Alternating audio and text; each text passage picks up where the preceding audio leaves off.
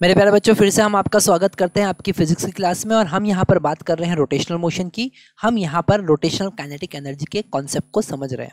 Question में given है, अभी हमारे पास में क्वेश्चन नंबर 74 हमारी स्क्रीन पर है।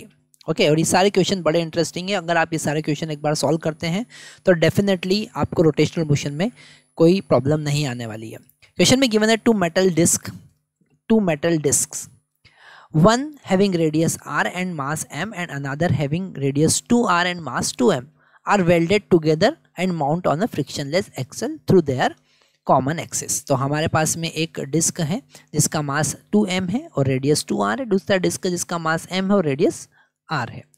What is the total moment of inertia of two disc? तो एक ही एक्सिस के अबाउट अगर रोटेट कर रही है तो ए वाला पार्ट बहुत इजीली हम सॉल्व कर सकते हैं। यहाँ पर ये जो फर्स्ट डिस्क है इसका मास 2m है और रेडियस 2r है, और जो सेकंड डिस्क है छोटा वाला डिस्क उसका मास m है और रेडियस r है।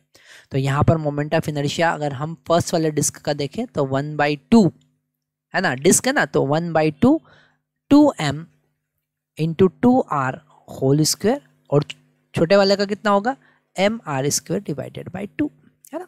तो 2 से 2 यहाँ कैंसिल कर सकते हैं। i इज इक्वल टू मिलेगा हमको 4mr² plus mr² divided by 2। 2 का इधर मल्टीप्लाई करेंगे 8 हो जाएगा, 8 में एक ऐड कर देंगे तो हमको 9 मिलेगा। तो i इज इक्वल टू हमको मिला 9mr² divided by 2 and this is the total moment of inertia about their common axis. Okay, B वाला पार्ट हम देखते हैं। Light string is wrapped around the edge of smaller disc and a block m0 is suspended from the free end of string, है ना। तो इसके ऊपर हमने एक लाइट स्ट्रिंग को लपेट दिया है और उसका एक एंड जो है वो m0 से हमने कनेक्ट किया है।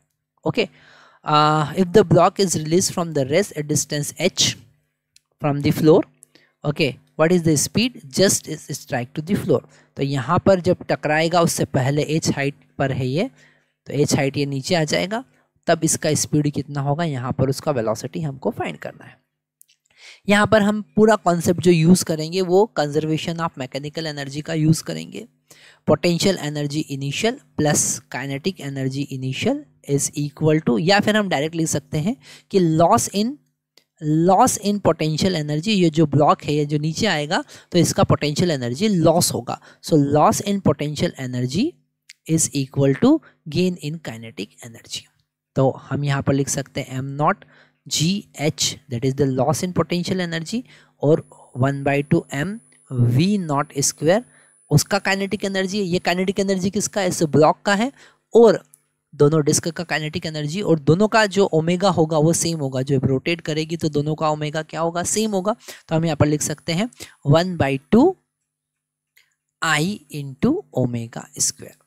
ओके, आई का वैल्यू हम ऑलरेडी निकाल चुके हैं। अच्छा, यहाँ पर ओमेगा और वी में एक रिलेशन होगा, v is equal to omega into R. यहाँ पर स्मॉल r हम लिखेंगे। अगर ये ही इस स्ट्रिंग अगर बड़ी वाली पुली पर wrapped होती तो यहाँ पर r की जगह 2r हो जाता।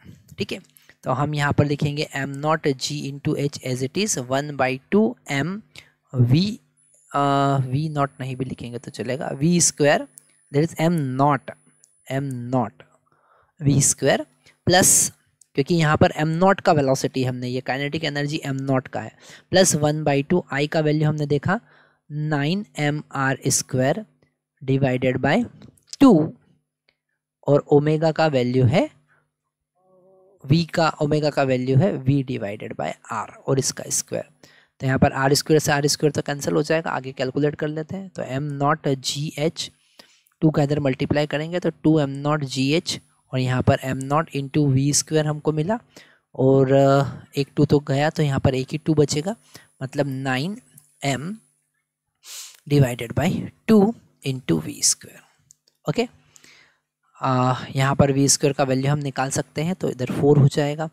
v² will be equal to 4m0 gh divided by 2m0 plus 9m।